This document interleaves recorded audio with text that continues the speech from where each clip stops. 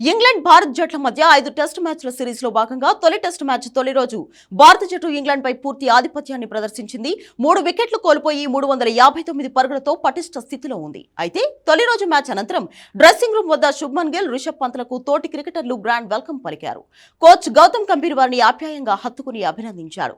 ఇందుకు సంబంధించిన వీడియోను బీసీసీఐ అధికారిక ఎక్స్ ఖాతాలో పోస్ట్ చేసింది. రోహిత్ శర్మ, విరాట్ కోహ్లీ టెస్ట్ క్రికెట్ నుంచి రిటైర్మెంట్ ప్రకటించిన తర్వాత యువ భారత జట్టుపై అభిమానుల్లో అనేక ప్రశ్నలు తలెత్తాయి. కానీ శుభ్మన్ గిల్ నాయకత్వంలో టీమిండియా టెస్ట్ క్రికెట్ సిరీస్ ను ప్రారంభించిన తీరుతో విమర్శకులందరి నోళ్లు మూతపడ్డాయి.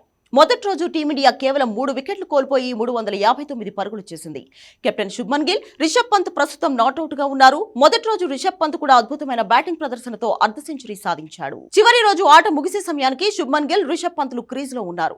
4వ వికెట్ కు శుభ్మన్, పంత్ జంట 138 పరుగులు భాగస్వామ్యాన్ని నెలకొల్పింది. దీంతో తొలి రోజు మ్యాచ్ అనంతరం డ్రెస్సింగ్ రూమ్ కు చేరుకున్న పంత్, గిల్ కు కేఎల్ రాహుల్, శార్దుల్ ఠాకూర్, ఇతర క్రికెటర్లు గ్రాండ్ వెల్కమ్ పలికి అభినందించారు.